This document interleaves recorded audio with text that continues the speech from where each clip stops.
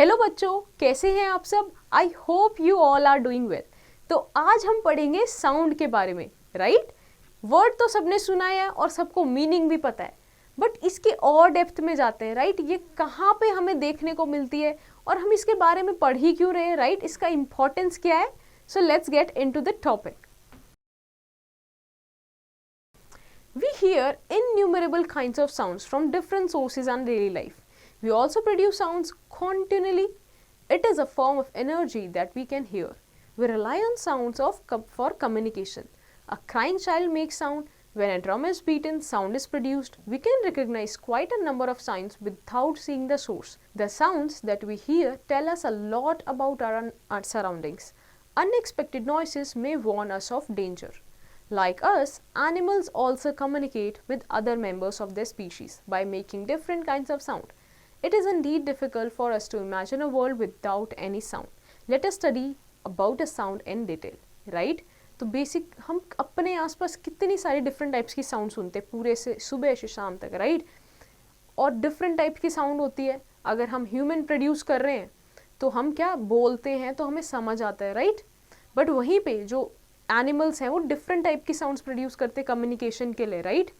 तो क्या होती है, ये बहुत वेराइटी ऑफ साउंड है, डिफरेंट तरीके से प्रोड्यूस होती है और कई बार ये हमें क्या हेल्प भी करती है. किस केस में हेल्प करती है?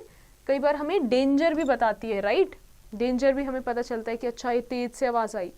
सो let's get into this topic and let's read more in detail. So, sound is a form of energy that produces the sensation of hearing in our ears. To communicate through sound, we need three factors, right? तो sound क्या एक type की energy है, एक form of energy है, right? जैसे heat है, light है, राइट? वैसे एक साउंड क्या है, एक टाइप का एनर्जी है, राइट?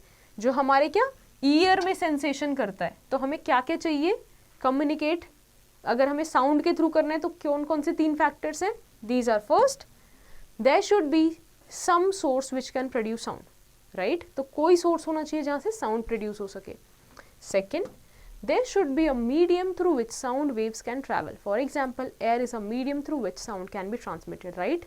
अब एक medium भी होना चाहिए, right? जिसमें से sound pass होना हो सके, उसको हम क्या बोलते हैं? medium, right? transmission के लिए. And the third thing, there should be a sensor, that is ear, which can identify the sound and record the meaning of the sound being produced by the source, right? तो तीसरी चीज़ क्या होनी चाहिए? एक sensor होना चाहिए जो sound जो आ रही है उसको डिकोड कर सके और क्या समझ सके कि वो साउंड है क्या, राइट? क्या बोल रही है, क्या है उसमें, right? Now let's go to the next topic which is production of sound. Let us take on the following example. First, take a rubber band and attach its one end to a fixed support like a nail or a hook on a table. Hold the other end with the finger. Stretch the rubber band and pluck its middle part with the other hand. Do you hear any sound? Does the rubber band vibrate? You will find that the rubber band on the plucking begins to vibrate and at the same time produces sound. Right? तो आपको क्या करना है? एक nail लेना है और उससे कैसे एक रबर बैंड ऐसे सीधा अटैच कर देना है, राइट? और आपको इसमें अपने ये जो बीच वाला पार्ट है इसको क्या करना है? स्ट्रिंग को स्ट्रिक करना है, स्ट्राइक करना है, राइट? तो ये क्या होगा? वाइब्रेट करने लगेगी, ठीक है? और क्या होगा? प्रोड्यूस करने की पड़ेगी, क्या साउंड प्रोड्यूस करेगी, right? So what is the another example? Touch the silent bell of your bicycle. You will not find anything special in it. Now ring the cycle bell and touch it again gently. You will find that the ringing bell, which is producing sound, is vibrating. That is, it is moving back and forth continuously through a very small distance. Now, if you hold the ringing bell tightly with your hand, it stops vibrating and the sound coming from it also stops. It is clear that when the object's bell vibrates, it produces sound, and when the bicycle stops vibrating, the sounds also stop. Right? तो आपने कभी अपनी bicycle की अगर bell बजाई हो, आपने देखा होगा जैसे आप बेल बजाते हो क्या वो वाइब्रेट करती है, राइट? और अगर उसको ऊपर से पकड़ लो टाइटली तो क्या वो वाइब्रेट करना बंद कर देगी और क्या साउंड भी प्रोड्यूस होना बंद हो जाएगा. तो इससे हमें क्या समझ आता है कि जब साउंड प्रोड्यूस होती है तो क्या वाइब्रेशन भी होगा, बट अगर वाइब्रेशन बंद हो जाए तो क्या साउंड भी प्रोड्यूस होना बंद हो जाएगा, राइट?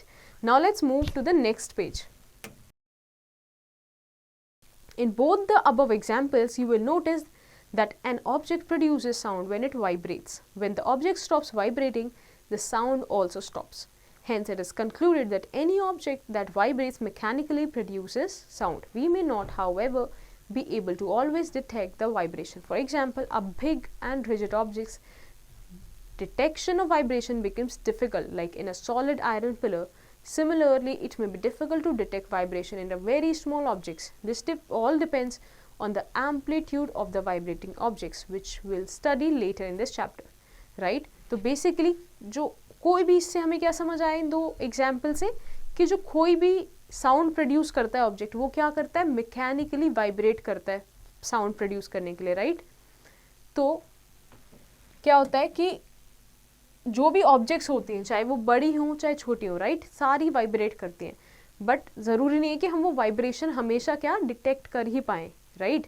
कई बार क्या होता है, जो ऑब्जेक्ट्स हैं उनके बीच में इतने छोटे ऑब्जेक्ट्स हैं कि हम लोग डिटेक्ट नहीं कर पाते, या फिर बहुत बड़े रिजिड ऑब्जेक्ट्स हैं जिनमें हम वाइब्रेशन क्या नहीं डिटेक्ट कर पाते, ओके?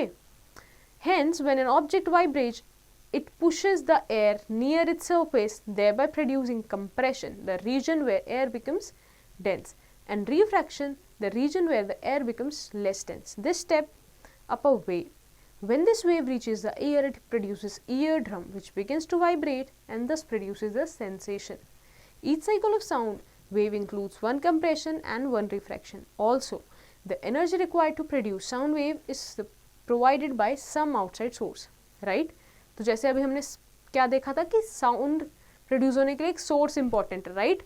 अब सोर्स क्या करेगा, जैसे वो साउंड प्रोड्यूस करेगा, मतलब क्या वाइब्रेशन प्रोड्यूस करेगा, तो वहाँ की जो एयर है, राइट, वो पुश होती है, तो जहाँ के सरफेस की जो एयर जो पुश होगी, मतलब क्या कंप्रेशन में जाएगी, तो वहाँ पे कंप्रेशन होगा, फिर रिलैक्सेशन होगा, फिर कंप्रेशन होगा, राइट? तो इस वहाँ पे क्या ऐसे देखोगे आप कि एक बार कंप्रेशन है, एक बार रिलैक्सेशन है, राइट? तो ये वेव क्रिएट होती है, और ये जो वेव क्रिएट होती है ये कहाँ हमारे ईयर्स तक जाती है, जो आगे क्या वाइब्रेशन प्रोड्यूस करती है, all right? Now let's take some more examples of sound production. और कहाँ कहाँ पे साउंड प्रोडक्शन होता है? The sound of musical instruments like ektara, sitar, guitar and violin is produced by the vibration of the strings when struck. However, instruments like tabla, dholak and drum contain stretched membranes. The membranes of these instruments vibrate when beaten and produce sound. Instruments like flute and trumpet produce sound by vibrating the air column inside them. Right? और sound कैसे produce होती है? जितने भी आपने instruments देखे होंगे, right? या तो इसमें क्या एक stretched string है जिसको हम क्या करते हैं, struck करते हैं, जैसे गिटार में, या फिर वायलिन में, right? और ढोलक और तबला में क्या होता है, स्ट्रेच्ड मेम्ब्रेन होती है, तो जैसे ही उसको क्या करते हैं, उसको मारा जाता है, राइट, या उसको क्या बीट किया जाता है एक प्रेशर से, तो उसमें वाइब्रेशन क्रिएट होती है, जिसकी वजह से क्या साउंड प्रोड्यूस होता है. Another example is the buzzing of sound of a bee or a mosquito is produced by the vibration of their wings, right? जैसे क्या बजिंग ऑफ बी या फिर मस्कीटो का हम देखते हैं, तो क्या है वो वाइब्रेशन है उनके विंग्स का. Another thing, the sound of a school bell is produced by the vibration of an iron or a brass plate when it is hit by a hammer, right? तो जो स्कूल बेल होती है उसमें क्या होता है, vibration होता है किसका, आयरन या फिर ब्रास की प्लेट का, जो उसमें जो हैमर होता है वो हिट करते हैं, right? The sound of our voice is produced by the vibration of two vocal cords in our throat caused by the air coming from the lungs. You can feel it by pressing your finger lightly on your throat like little below the chin while speaking, right? तो जो हम sound produce करते हैं वो भी किसकी वजह से है, vibration of the our vocal cords, right? Next thing, the sound in a radio or television is produced by the vibration of the thin diaphragm of a speaker, right? तो जो sound produce हो रही है किसमें, radio या फिर television में, वो भी क्या vibration की वजह से produce हो रही है, right? Again, have you ever heard about Jal Tarang? It is a musical instrument that is rarely used today. It consists of china balls filled with water which are struck by means of two sticks, right? So let's move to the next page. So now let's pull your sleeves up and let's do an experiment. So arrange the 6 bowls on the floor or table in front of you. Fill the bowls with water up to different levels. Increase gradually from one end to the other end.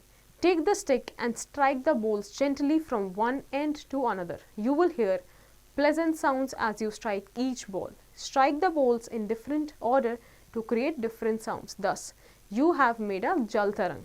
So basically आपको क्या करना है, 6 बोल लेनी है जिसमें आपने different amount का पानी भर लेना है, राइट. और फिर आपको क्या करना है, इसमें स्ट्राइक करना है, मे बी किसी पेन से या पेंसिल से. तो आप क्या देखोगे, जब आप उसके एजेस पे स्ट्राइक करोगे तो वाटर में वाइब्रेशन क्रिएट होगा, राइट, और फिर साउंड प्रोड्यूस होगी. इसको ही क्या बोलते हैं, जल तरंग. Now let's get to the next topic which is sound produced by humans. तो हम देखते हैं ह्यूमंस में कैसे साउंड प्रोड्यूस होती है. Humans are the only creatures who can make different kinds of sound. The sound is a human voice is produced by the vibration of vocal cords in the throat. The sound produced while talking or singing comes from the voice box or the larynx, which is situated in the front part of the neck at the upper end of the windpipe. There are 2 vocal cords stretched across the voice box in such a way that they leave a narrow slit in between for air to pass. When the vocal cords are stretched, they become thin, and when they are loose, they become thick. Air from the lungs that is forced through that slit makes the vocal cord vibrate. The vibration of the vocal cords produces sound. So basically humans में क्या होता है, केवल humans ही एक ऐसे type के creatures है जो क्या sound, different टाइप की sounds produce कर सकते हैं. तो humans में किसकी वजह से, vocal cords की वजह से sound production होता है, जो कहाँ पे, हमारे throat area में present है, right. तो जो हमारे वोकल कॉर्ड्स होते हैं वो इस तरीके से एक वॉइस बॉक्स से कनेक्टेड होते हैं, राइट, जो स्ट्रेच्ड होते हैं, राइट. वो भी एक स्ट्रेच्ड फॉर्म में वोकल किससे, वॉइस बॉक्स से कनेक्टेड होते हैं. तो जैसे ही हमारा जो विंड पाइप होता है, राइट, हमारे विंड पाइप से थोड़ा सा ऊपर यहाँ पे क्या है, वोकल कॉर्ड्स हैं, राइट. तो जैसे ही जो हम सांस लेते हैं या बोलते हैं, तो जब भी एयर अंदर आती है, बाहर आती है, तो वहाँ पे एक बहुत पतली सी नैरो स्लिट होती है जहाँ से एयर पास होती है, जिसकी वजह से क्या होता है कि जो वोकल कॉर्ड्स होते हैं क्या वाइब्रेट होते हैं, राइट, जिसकी वजह से क्या साउंड प्रोड्यूस होती है. तो quality of sound produced by the vocal cords depends on the length of the cords as well as how tightly or loosely they are stretched. The stretching of the vocal cords is controlled by the muscle attached to them. The difference in the voice of men and women is due to the different sizes of their vocal cords. In men, the length of the vocal cord is about 20 mm, while in women it is only about 15 mm. That is why when men have a deeper voice than women, the vocal cords in children are very short, which makes their voice high pitched. Right? तो basically sound जो different types के हम produce कर सकते हैं, किस पे depend कर रहा है, vocal cord के size पे, right? तो क्या होता है, जो vocal cord होता है वो किससे रेगुलेटेड होता है, मसल्स ही हैं बेसिकली, राइट. तो वो स्ट्रेच भी हो सकती हैं, थोड़ी लूज भी हो सकती हैं, राइट. और क्या होता है, कितनी स्ट्रेच्ड है, कितनी ज़्यादा स्ट्रेच है, कितनी लूज है, इस पे भी डिपेंड करता है कि कैसे टाइप की वॉइस निकल रही है. जैसे अगर मेन में देखा जाए तो वो जो वोकल कॉर्ड का लेंथ है वो कितना 20 mm होता है, whereas in females it is just 15 mm, जिसकी वजह से देखते हैं मेन और वुमेन का जो वॉइस है उसमें कितना डिफरेंस आता है, राइट. वैसे ही जो बच्चों का वोकल कॉर्ड होता है वो बहुत ही छोटा होता है, तो उनका और जो वॉइस है वो कितना हाई पिच्ड होता है, right. So even in the same person the type of or the quality of the voice produce changes, right, depending on whether the vocal cords are thin and tightly stretched or thick and loose. The tone of human voice can be controlled at will. Singers are able to produce a wide range of sounds by a precise training and practice. The tongue, cheeks and lips all contribute in the production of different kinds of sounds, right. तो क्या होता है basically, एक ही person जो है कितने quality की, कितने डाइवर्सिटी की भी साउंड निकाल पाता है, राइट. तो वो क्यों हो रहा है कि वो जो वोकल कॉर्ड है हमारा स्ट्रेच्ड है, राइट, और कितना लेंथ में बड़ा है, राइट. वहीं पे दूसरी और क्या, अगर वो लूज है और क्या थिक है तो अलग टाइप की साउंड प्रोड्यूस करेगा, राइट. सो जो भी हमारा माउथ का पार्ट है, जैसे टंग आ गया, चिक्स आ गया, लिप्स आ गया, राइट, ये सारे किसमें साउंड प्रोडक्शन में हेल्प करते हैं. Now let's see the speed of sound in various materials of medium, right. अब जिस स्पीड से साउंड प्रोड्यूस होती है उसके बाद फिर ट्रैवल करती है, ठीक है, तो वो कौन से मीडियम में किस स्पीड से मूव करती है. अगर हम ड्राई एयर की बात करें जहाँ पे क्या 0 डिग्री सेल्सियस है, द स्पीड इज 331.5 मीटर पर second. In dry air with temperature 20 degree Celsius, 343 meter per second. In hydrogen at 0 degree Celsius, 1286 meter per second. In water, distilled water at 20 degree Celsius, it is 1498 meter per second. And in seawater at 0 degree Celsius, it is 1533 meter per second. Now let's move to the next page. So these are the various speeds of sound in various different types of materials, right? Now let's see the propagation of sound, right? Sound अब propagate कैसे करती है, move कैसे करती है. Sound waves always require a medium to propagate, which may be a gas such as air, a liquid such as water, or solid such as wood or steel. Sound cannot travel in vacuum. It means if a loudspeaker plays music at full volume on the moon, no sound will be heard as there is no air. Right? तो हमें क्या sound के जो waves हैं उसको एक जगह से दूसरी जगह तक पहुंचने के लिए, propagate करने के लिए क्या कोई medium चाहिए, जैसे air, liquid या फिर solid. Right? कुछ भी medium हो सकता है, but क्या medium ज़रूरी है. तो अगर let's say अगर आप अर्थ से बाहर जाते हो, स्पेस में जाते हो, मून पे जाते हो, तो क्या वहाँ पे कोई भी साउंड हमें नहीं सुनाई देगी अगर आप कितने ही लाउड स्पीकर पे बजाओ. क्यों? क्योंकि वहाँ पे एयर नहीं है, राइट? वहाँ पे कोई मीडियम नहीं है. So now let's understand the propagation of sound through air. ठीक है, एयर में कैसे साउंड ट्रैवल करती है. The propagation of sound in air can be compared to the expansion of a balloon. As the balloon expand in all direction, so is the sound that propagates in all direction. As the sound is generated, it causes the layer of air immediately around it to vibrate. The vibrating layer of air transfers the vibration to the next layer of air.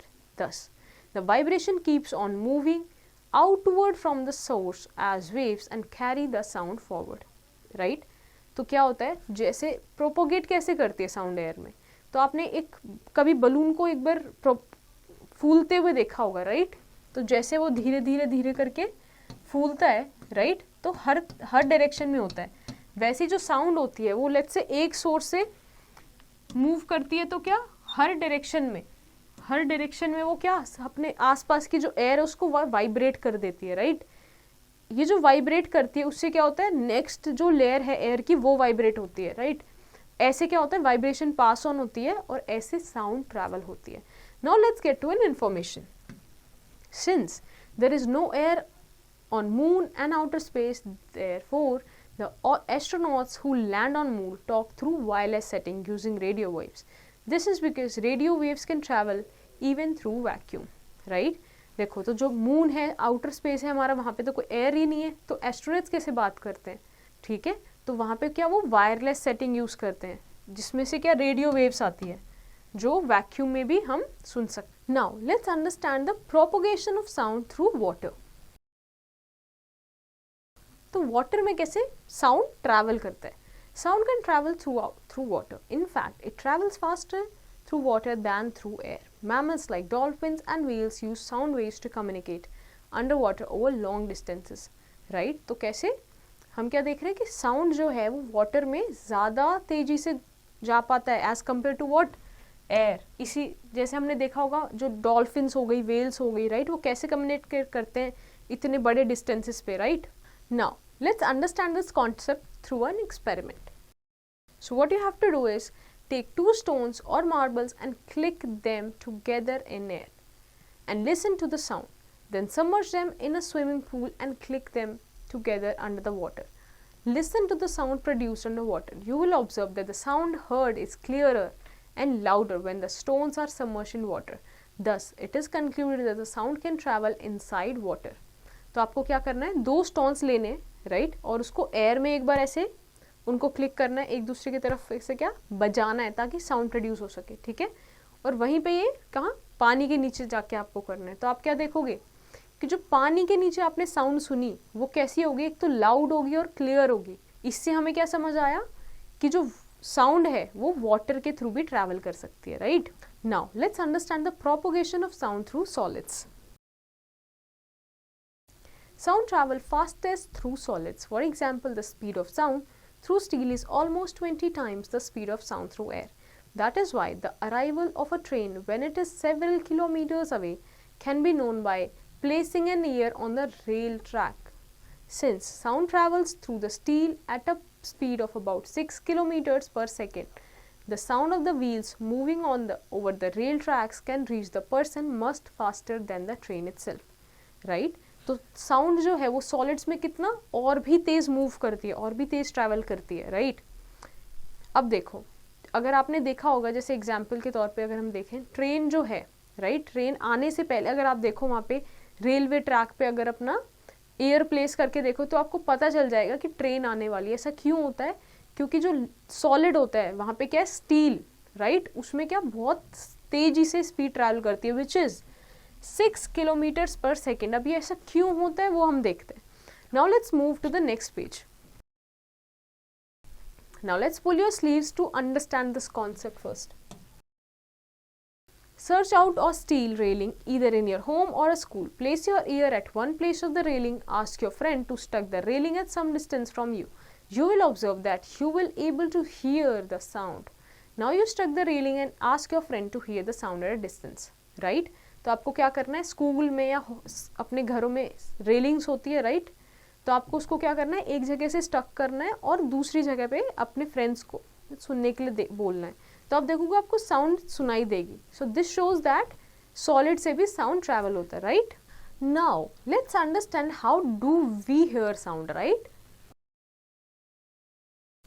The organs with which we hear sound are our ears. Our ears are made up of 3 distinct parts: outer ear, middle ear and inner ear. The part of ear which we see outside the head is called outer ear. It consists of a broad funnel like part called pinna and about 2 to 3 centimeters long passage called ear canal.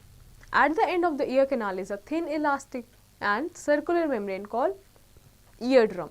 The eardrum is also called the tympanum. This eardrum separates the outer ear from the middle ear. The middle ear, which lies beyond the eardrum, has 3 delicate interlocked bones called the hammer, anvil and stirrup. The inner ear has coil tube with tiny hair, cochlea, which the real organ of hearing. This coil tube is filled with a special kind of liquid. The sound waves are collected by the pinna of the outer ear. The sound waves pass through the ear canal and fall on the eardrum. The eardrum starts vibrating back and forth rapidly. The vibrating eardrum causes the middle ear bones, ossicles, to move, which amplify the vibration and send them to cochlea in the inner ear. Cochlea transform the vibration into nerve impulses and transmit them to the brain. As a result, we are able to hear sound. Right?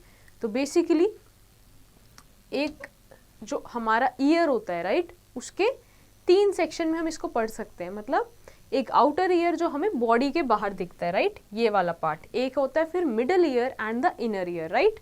तो जो outer part है, right, उसमें क्या क्या आएगा, जैसे कि outer ear में क्या आएगा आपका, एक तो पिना आता है, राइट, ये ईयर कैनाल आता है. ईयर और पिना क्या हेल्प करते हैं, आपका साउंड को पहुंचाते हैं ईयर तक, राइट. और यहाँ पे फिर आता है एक ईयर ड्रम, ठीक है, ईयर ड्रम आता है. अब जैसे ही साउंड इसमें आती है तो किस पे स्ट्राइक करती है, ईयर ड्रम पे सबसे पहले स्ट्राइक करती है. ईयर ड्रम क्या वाइब्रेट करता है, then the sound goes to the middle ear. अब मिडल ईयर में 3 क्या होती है, 3 बोल्स होती है, hammer, anvil and stirrup, right. ये 3 बोल्स होती है. जैसे ही मिडल ईयर में जाती है तो क्या होता है, यहाँ पे जो 3 क्या है, बोन्स हैं, इसकी वजह से वाइब्रेशन होती है, राइट, वाइब्रेशन होती है यहाँ पे मिडल ईयर में. उसके बाद क्या होता है, ये वाइब्रेशन के बाद ये साउंड किस में जाती है, वाइब्रेशंस इनर ईयर में जाती है, राइट, इनर ईयर में जाती है. इनर ईयर में एक चीज है, उसको हम क्या बोलते हैं, कॉक्लिया, राइट. एक स्पाइरल लाइक थिंग होती है जिसको हम क्या बोलते हैं, कॉक्लिया, जिसमें टाइनी हेयर्स भी होते हैं, राइट. अब ये जो कॉइल ट्यूब है ये स्पेशल लिक्विड से क्या फिल्ड होती है.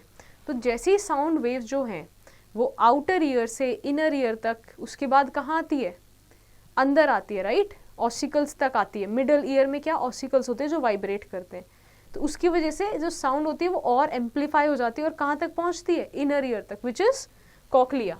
जो कॉकलिया है वो ट्रांसफॉर्म करता है इन वाइब्रेशंस को, किस टाइप में, नर्व इम्पल्स में। नर्व इम्पल्स में क्यों ट्रांसफर करते हैं, ताकि वो ब्रेन तक पहुंचे और वो समझ पाए कि क्या है इस साउंड का meaning, right. Now let's do an experiment to understand one concept. So what you have to do is, let us make a model of a eardrum. Okay, take a tumbler, a rubber band large enough to go around the bowl, a saucepan, a thin plastic sheet, scissors, large wooden spoon, sticky tape and some uncooked rice grain. Now cut a piece from plastic sheet slightly bigger than the open end of the tumbler. Stretch the plastic piece tightly over the tumbler and secure it with rubber band and tape. Make sure that the plastic is fixed tightly and firmly. The stretched plastic sheet resembles the eardrum. Sprinkle some grains of uncooked rice on top of the stretched sheet. Now hold the saucepan near the stretched sheet and strike it with a wooden spoon. You will observe that the rice grains started jumping up and down. This is because when the saucepan is struck with a wooden spoon, a sound is produced. The sound produces travels to the stretched sheet and makes it to vibrate. The vibrating sheet causes the rice grains to move up and down. This is similar to what happens to our eardrum when it receives a sound. Okay, so आपको basically क्या करना है, tumbler लेना है, right? और आपको let's say आपने एक ये ग्लास टाइप चीज़ लिया, ठीक है, और इसमें आपको ऊपर क्या, एक प्लास्टिक शीट अटैच कर देनी है और इसको रबड़ से अच्छे से टाइट कर देना है, राइट। आपने प्लास्टिक शीट बिल्कुल टाइट लगा के कर दी। अब इसके बाद आपको क्या करना है कि इसके ऊपर क्या ग्रेन्स रखने, किसके, राइस के ग्रेन्स रखने, ठीक है। और उसके साइड में आपने यहाँ पे क्या करना है कि आपको अपना सॉस पैन में भी किसी चीज़ से भी बजाना है, राइट, साउंड प्रोड्यूस करनी है। तो आप क्या देखोगे कि ये जो ये चीज़ है यहाँ पे जो राइस रखे थे वो उछलने लगेंगे, राइट, वो वाइब्रेट करेगा क्योंकि, राइट। तो इससे हमें क्या समझ आया, जैसे ईयर ड्रम में क्या होता है, साउंड प्रोड्यूस होती है, राइट, कैसे वाइब्रेशन प्रोड्यूस होती है, वैसे ही हमने इस मॉडल के थ्रू समझा, right. So now let's move to the next page. Now let's read about a scientist, Hermann von Helmholtz, right? So he was a prominent German scientist and physician. He is best known for his groundbreaking research on the physics of sound and the philosophy of hearing. His studies on the nature of sound led him to develop the concept, the conservation of energy, which states that energy cannot be created nor destroyed but only transformed from one form to another. Helmholtz applied these principles to explain the mechanism of sound waves and their propagation through different mediums. He proposed the concept of tonal sensation and developed mathematical models to explain the perception of different pitches and tones. His work significantly advanced our understanding of how the human ear process sound waves, right? So basically इन्होंने क्या किया था, इन्होंने sound के field में काफ़ी अच्छी discovery किया था। एक हमें कॉन्सेप्ट दिया था कि कंजर्वेशन ऑफ एनर्जी का इन्होंने कॉन्सेप्ट दिया था, राइट। और इन्होंने बताया था कि जो एनर्जी है वो क्या कभी भी डिस्ट्रॉय नहीं हो सकती, वो कभी भी क्रिएट नहीं की जा सकती, वो क्या एक फॉर्म से दूसरे फॉर्म में ही ट्रांसफ़र होती है, राइट। इन्होंने साउंड वेव को उस तरीके से समझा था, ओके। इन्होंने हमें प्रोपोगेशन के बारे में बताया था डिफरेंट मीडियम में, राइट। और हम एक्चुअल कैसे सुनते हैं, हमारे ईयर में कैसे साउंड वेव्स जाते हैं, उसके बारे में इन्होंने क्या हमें सिग्निफिकेंटली बहुत अच्छे से बताया था। Now let's move to the next topic, which is parameters of vibrations. Right? What are the parameters of vibration? Sound is propagated in the form of wave of vibration, which moves away from the source. A vibration is characterized by parameters such as amplitude, time period, and frequency. Due to vibration, an object executes an oscillatory motion which repeats itself after a fixed interval of time. Let us discuss some of these parameters. So first is amplitude. So the maximum displacement of a vibrating body from its mean position on either side is called the amplitude. It is represented with the letter A. So basically देखो, जब कोई भी sound produce होती है तो हमने क्या बोला कि वाइब्रेशन क्रिएट्स होती है, राइट। तो वाइब्रेशन जो क्रिएट होती है, ठीक है, और जो एयर में जो वाइब्रेशन प्रोड्यूस होती है, जो साउंड वेव हमने देखा था, compression, relaxation, that makes the sound wave, right. तो इसमें क्या होता है, एम्पलीट्यूड, राइट। इसका मतलब क्या हुआ कि displacement of vibrating body from its mean position on either side is called amplitude, right. तो हम इसको क्या बोलते हैं, एम्पलीट्यूड, राइट। ये कितना इसने ये ट्रैवल किया एक साउंड वेव ने, ठीक है, इसको हम क्या बोलते हैं, amplitude. Now comes the time period. The time taken by the vibrating body for one complete vibration is known as its time period. Time period is measured in seconds and denoted by the letter T, right? तो time का क्या मतलब हुआ इधर, time period मतलब कि जो vibrating body को एक complete vibration करने में जितना समय लगा उसको हम क्या बोलते हैं, time period, and denoted with letter T. Next come the frequency, okay? Frequency is the number of vibration made by the vibrating body in 1 second. It is denoted by the letter F. The SI unit of frequency is Hertz or Hz. A vibrating body when makes one vibration in 1 second, then its frequency is said to be 1 Hertz, right? तो frequency मतलब क्या कि जो vibrating body है उसने कितने vibrations एक second में produce करे, उसको हम क्या बोलते हैं, frequency, okay? तो it is represented with F. And F is equal to 1 upon time period, right? In other words, frequency is the inverse of time period. So, let's get to this question. So, based on your understanding, you have to state true and false, right? So, let's move to the next page. So, let's study the characteristics of sound. Sound has 3 main characteristics. First is loudness. The loudness or volume of a sound depends on the amplitude of vibration which produces the sound. The larger the amplitude, the louder is the sound. In fact, the loudness of sound is proportional to the square of its amplitude. Thus, loudness is directly proportional to amplitude square, right? So basically, sound क्या होती है, loud हो सकती है, right?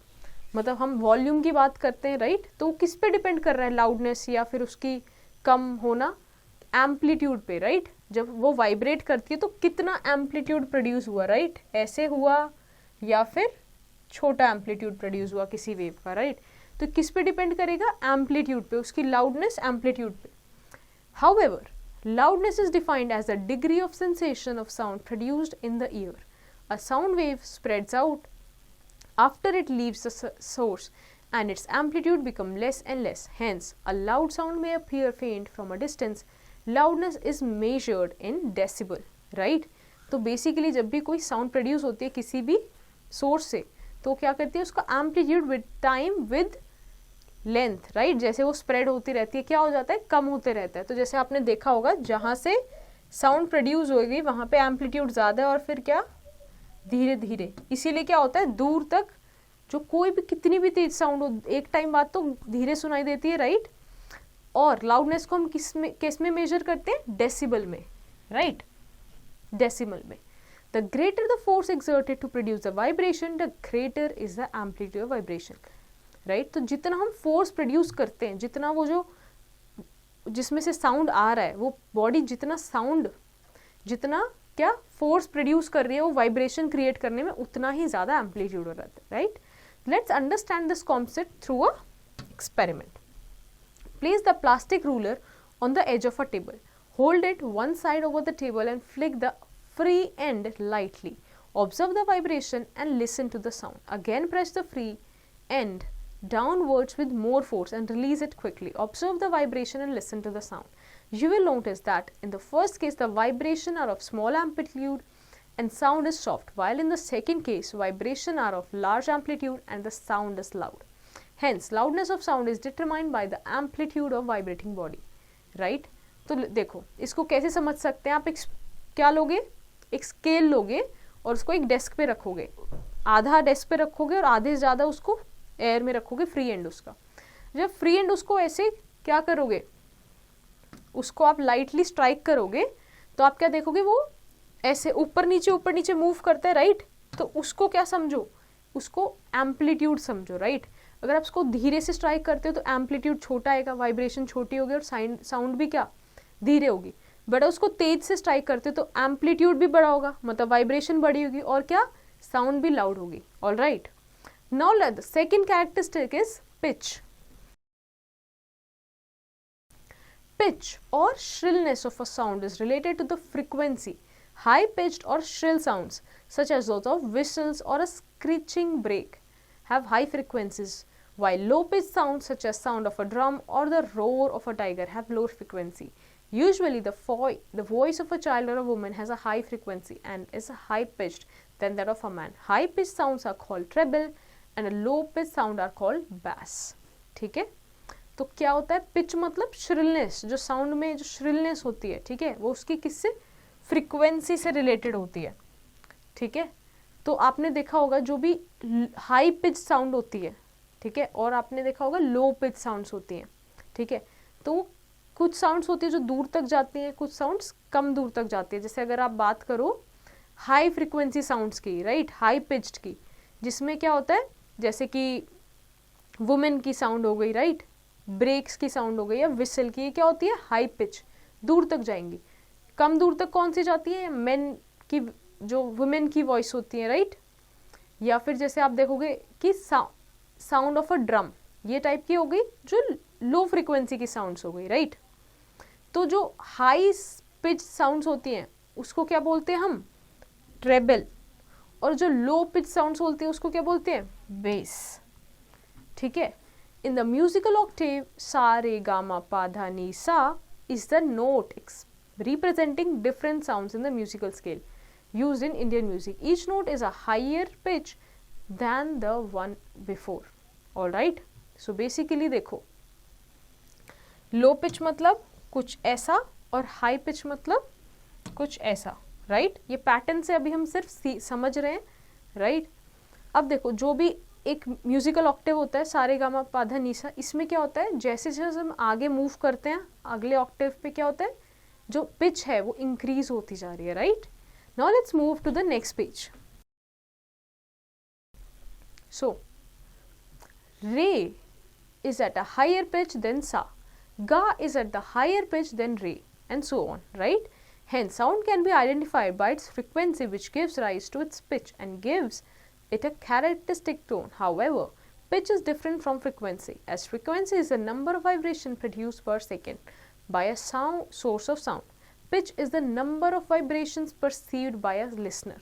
It may be equal to, greater than or less than the frequency, right? Frequency तो हमें पता है कि एक per second में कितनी बार क्या vibration produce की, okay?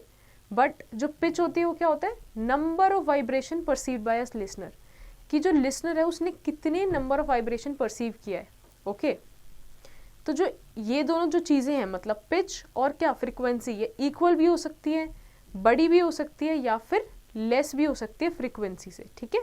Now let's see the difference between loudness and the pitch.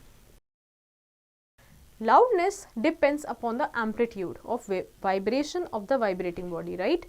And pitch is the frequency perceived by the listener, okay. Loudness depends upon the energy received by the ear and pitch does not depend upon the energy received by the ear, okay, क्योंकि वो listener पे depend कर रहा है.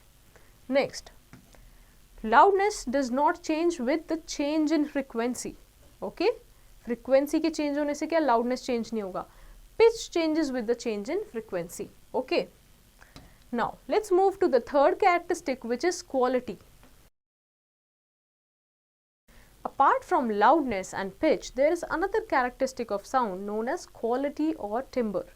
It is that characteristic of musical sound which enables us to distinguish between two notes of the same pitch and loudness produced by different sources. In other words, quality or timbre expresses our ability to recognize the sound of a violin as different from that of a piano, even when the instruments are playing the same note with equal loudness. Similarly, we can distinguish between the voices of different singers on the basis of the quality of their voices, even without seeing them, right? तो देखो sound का अब क्या है, quality भी होती है, right? Loudness और pitch के अलावा एक और characteristics क्या देखी हमने, quality, जिसको हम क्या बोलते हैं, timbre भी बोलते हैं, ठीक है. ये characteristic sound की क्या बताता है, हमें distinguish करवाता है. लेट्स से अगर हम दो एक ही नोट पे, राइट, जिसमें हमारा क्या है, सेम पिच है, सेम लाउडनेस है, फिर भी हम क्या लेट्स से दूसरे म्यूजिकल इंस्ट्रूमेंट में बजा रहे हैं, ठीक है, तो भी क्या डिफरेंशिएट कर पाएंगे, किस बेसिस पे, इस बेसिस पे, टिम्बर के बेसिस पे, उसके क्वालिटी के बेसिस पे, all right.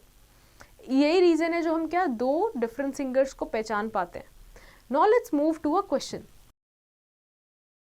Why the sound produced by even vibrating body cannot be heard by us, right?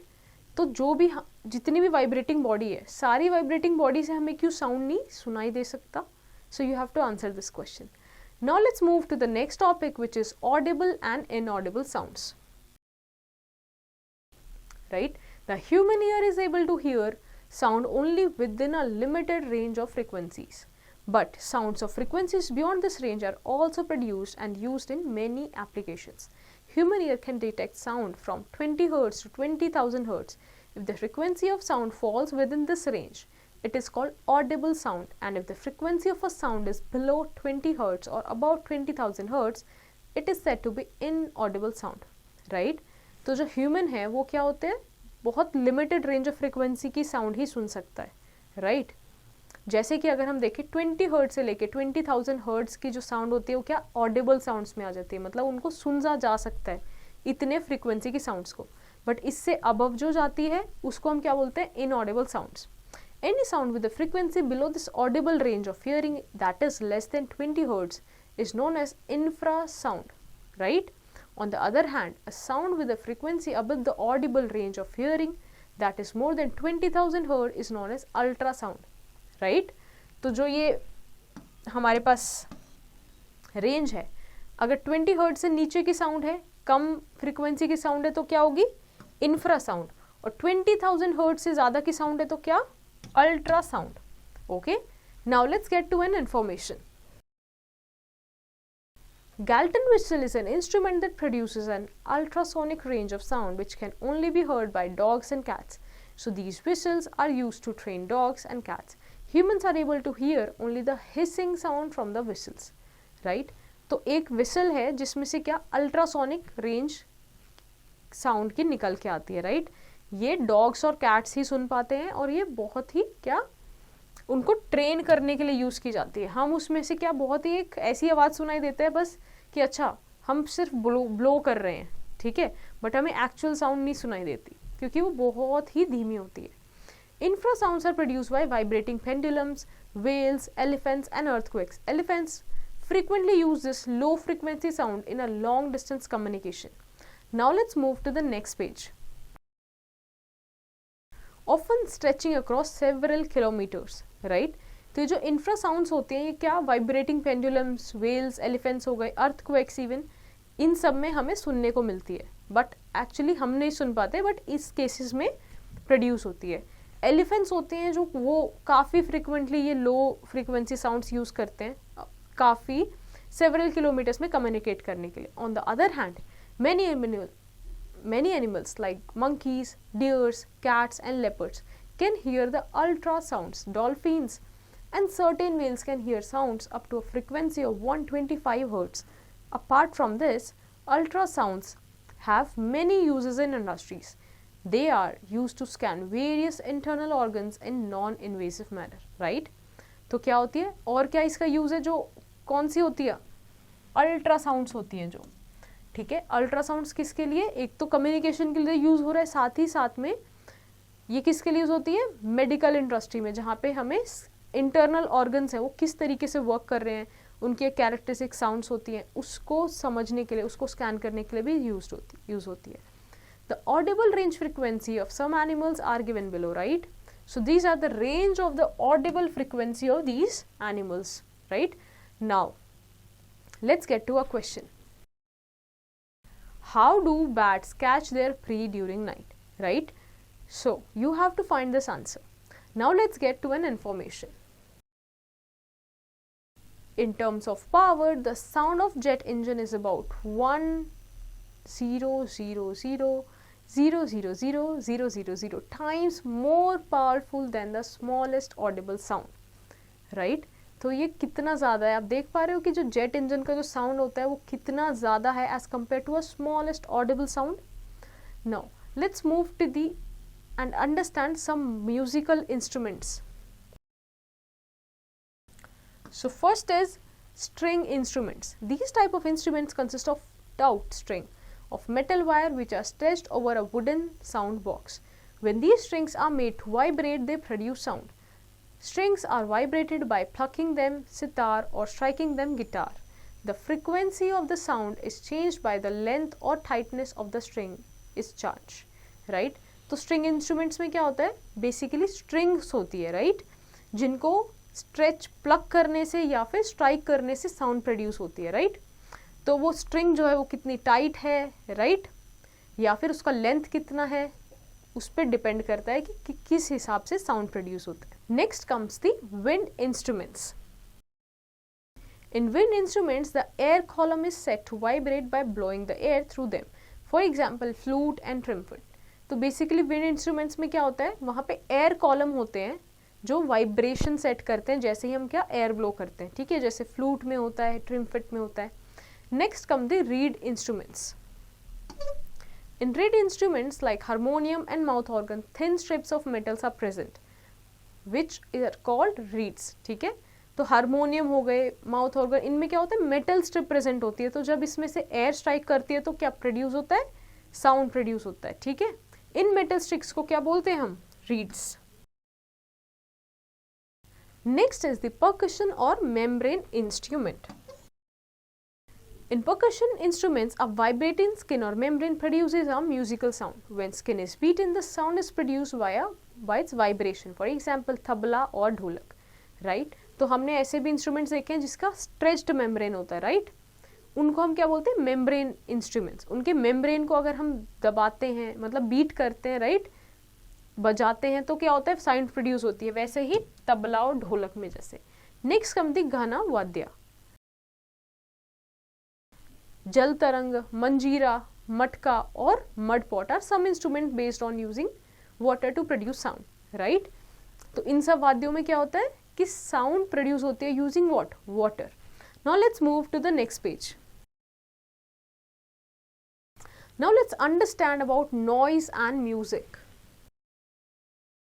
अभी हम लोग साउंड के बारे में पढ़ रहे थे, बट साउंड से ही कई बार तो हमें क्या म्यूजिक समझ आता है, बट वही साउंड कभी कभार क्या नॉइज बन जाती है. So now let's understand it. We have different types of sounds around us. Some sounds are pleasant to hear while others are not. For example, the sound produced by musical instruments such as flute, sitar, violin etcetera is very good to listen.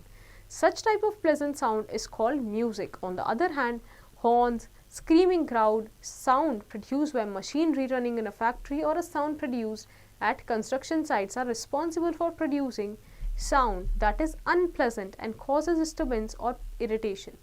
Such type of unwanted sound is termed as noise. Musical sounds are distinguished from the noise as they are composed of regular and uniform vibration, while noise constitutes irregular and distorted vibration. Sometimes even loud music appears unpleasant. So देखो, हमारे आसपास हम बहुत सारे sound सुनते हैं, right? कोई हमें क्या नॉइज लगता है, कोई हमें सुरीला लगता है. जैसे कि जो भी म्यूजिकल इंस्ट्रूमेंट्स हैं, सितार, वायलिन, इतने सारे, उससे हमें हमेशा क्या अच्छा म्यूजिक आता है, राइट? प्लेजेंट साउंड आती है, तो उसको हम क्या बोल देते हैं, म्यूजिक बोल देते हैं, राइट? वहीं पे दूसरी और जैसे हॉर्न्स बजाने का है ना, ट्रैफिक लाइट पे, इतने सारे जो हमें नॉइज आती है, साउंड प्रोड्यूस होती है, क्या अनप्लेजेंट लगती है, अच्छी नहीं लगती, तो हम इसको क्या बोलते हैं, तो noise.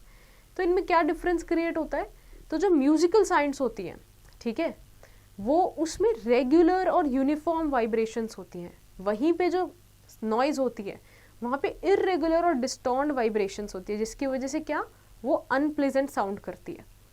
Now let's understand the measurement of noise. Noise कैसे मेजर की जाती है? The noise is also measured in decibel, that is dB.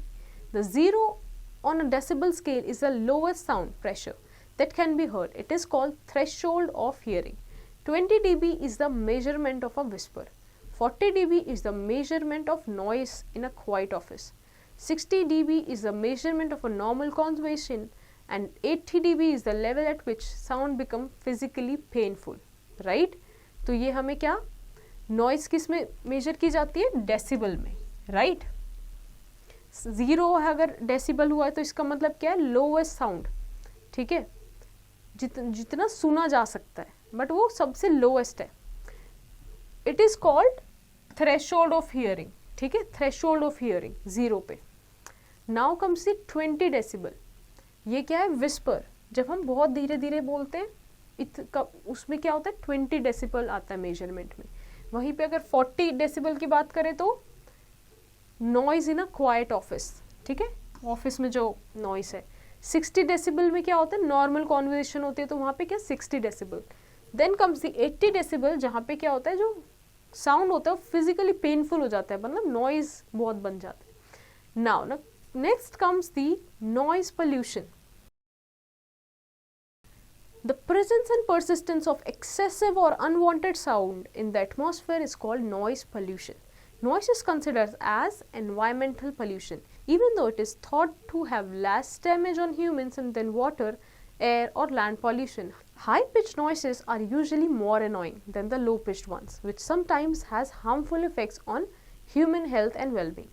Noise can damage the ears, cause tiredness and loss of concentration, but if it is very loud, it results in sickness and temporary deafness. Sudden increase in loudness causes most damage. Some of the main noise pollutants are aircraft, road traffic, greatly amplified music, firecrackers and many types of machinery including domestic appliances. Okay, तो basically जब हम persistently एक excessive या फिर unwanted sound सुन रहे होते हैं अपने एटमॉस्फेयर में, तो क्या करता है, नॉइज पोल्यूशन कॉज करता है, ठीक है. अब नॉइज पोल्यूशन भी एक टाइप का एनवायरमेंटल पोल्यूशन है. इवन दो ऐसा माना जाता है कि जो वाटर, एयर और लैंड पोल्यूशन से कहीं कम डैमेज देता है नॉइज पोल्यूशन, बट अगर देखा जाए तो ये एक्चुअल में काफ़ी डैमेज देता है. जो भी हमारे नेचर है आसपास, बर्ड्स हो गई, ठीक है, और ह्यूमन बीइंग्स हो गए, जितने भी एनिमल्स है आसपास, राइट, उनको भी ये नॉइज पोल्यूशन क्या इफेक्ट करता है, ठीक है, उनके भी हैबिटेट को, उनके प्रेजेंस को इफेक्ट करता है. तो नेचुरली कहाँ से हम देख रहे हैं नॉइज पोल्यूशन हो रहा है, फायर क्रैकर से हो रहा है, मशीनरी से हो रहा है, एयरक्राफ्ट से हो रहा है, राइट, इन सब चीज़ों से. Now controlling of the noise pollution. अब कैसे कंट्रोल किया जा सकता है? Here are some ways by which noise pollution can be minimized. First is using sound insulated materials such as carpets and curtains in home. Double glazed windows also help reduce noise. तो हम क्या घरों में sound insulating material जैसे carpet हो गए, कुछ curtains ऐसे होते हैं जो साउंड इंसुलेटिंग होते हैं, वो यूज़ कर सकते हैं. डबल ग्लेज्ड विंडो यूज़ कर सकते हैं. Next, planting more trees along roads and in residential area as trees are the natural barrier for noise. Right, तो हम ट्रीज अगर प्लांट कर दें रेजिडेंशियल या रोड्स के अराउंड तो क्या वो भी एक नेचुरल बैरियर है नॉइस का. Okay, next, locating noise producing factories and industries units away from the residential area. हम क्या कर सकते हैं, रेजिडेंशियल एरिया से दूर बना सकते हैं फैक्ट्री जिसमें से कॉन्टिन्यूसली बहुत नॉइस आ रहा है. Next, putting restrictions on playing loud music at public places. तो हम रिस्ट्रिक्शंस लगा सकते हैं हाई म्यूजिक पे, ठीक है. Another way, putting restrictions on excessive honking by automobiles. Right, बहुत ज़्यादा हॉर्न बजाने पे हम क्या रिस्ट्रिक्शन लगा सकते हैं. Playing radio and television at low volume, हम रेडियो टेलीविजन कम वॉल्यूम पे भी चला सकते हैं. And airplane should not be allowed to fly at lower altitudes over the residential area. Right, तो जो एरोप्लेन्स हैं वो क्या लो एल्टीट्यूड पे नहीं उड़ाने चाहिए ताकि रेजिडेंशियल एरिया में क्या ज़्यादा नॉइस ना आए. Now let's move to the next page. This is exercise for you, so you have to do this. Now let's move to the next topic, that is hearing impairment and solutions.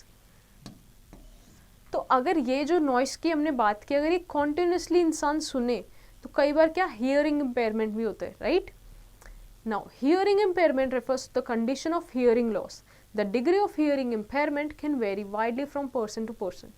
Some people have partial hearing loss while others have complete hearing loss. A kid with hearing loss may attend a special school, special classes within a regular school, or may be a part of a regular classroom. Right? तो hearing impairment मतलब क्या कि ऐसी condition जिसमें hearing loss हो जाए, मतलब आप सुन नहीं पा रहे हो. राइट, साउंड नहीं सुन पा रहे हो। तो या तो ये हो सकता है कि एक पार्शियल हियरिंग लॉस है जिसमें आपको कुछ साउंड्स आती हैं कुछ नहीं आती है, या फिर क्या होता है कंप्लीट लॉस भी हो जाता है। Some people with hearing loss may need to use special techniques like this to communicate. So, speech reading, which involves looking closely at a person's lips, facial expressions and gestures to help figure out spoken words, right? तो कई लोग जो hearing loss होता है जिनको क्या special techniques use करते हैं communication के लिए, उसमें से एक क्या है speech reading। जब हम बोलते हैं तो हमारे lips move करते हैं, facial expressions होते हैं, gestures होते हैं, उनको ऑब्जर्व करके समझना, right. Another way is American sign language और ASL, which is a language of hand movement that allows deaf people to communicate with one another without speaking, right. जो deaf होते हैं तो क्या ASL यूज करते हैं, American sign language, using hands, right. Next is cued speech and sign exact English, which use hand shapes to translate what's it being said. Both the mental to be used with spoken English to help people understand anything they cannot comprehend through lip reading, right? तो अगर हम lip reading पूरी अच्छी तरीके से नहीं कर पा रहे तो क्या होता है signed exact English, एक क्यूड स्पीच जिसको या फिर क्यूड स्पीच, इसमें क्या होता है हैंड से शेप्स बनाई जाती है कि क्या बोला गया है इंग्लिश में, right. Technological devices such as hearing aids have made it possible for such person to improve their quality of life.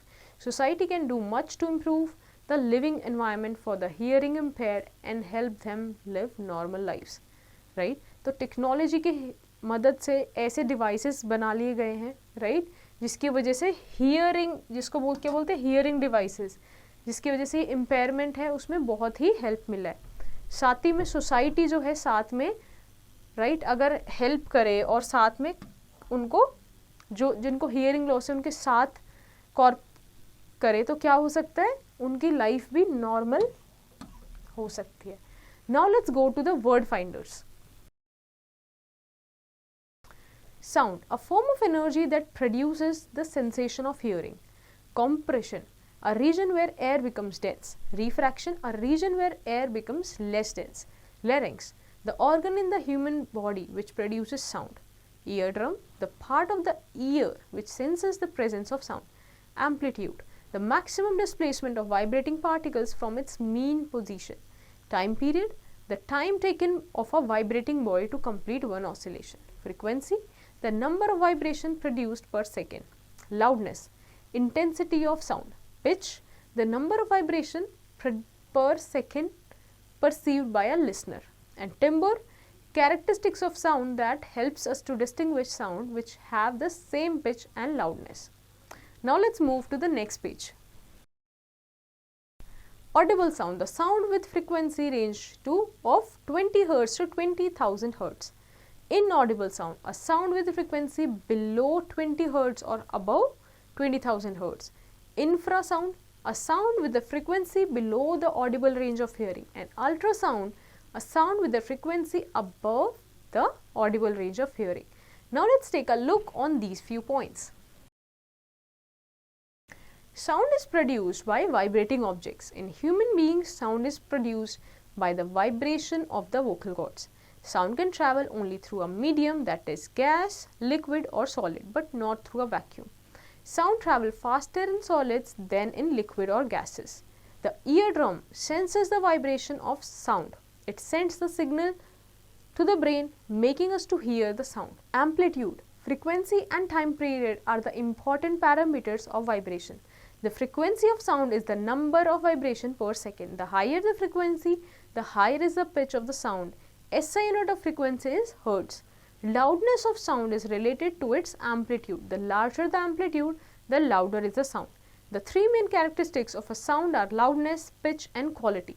Loudness of such is expressed in unit called decibel, dB. Pleasant sounds are called music and unpleasant sounds are called noise. Excessive or unwanted sounds leads to the noise pollution. Noise pollution can cause some disorders in human beings. Plantation on the roadside and elsewhere can reduce noise pollution. I hope ये chapter आपको समझ आया होगा. So based on your understanding, you have to do the following exercise in your homework.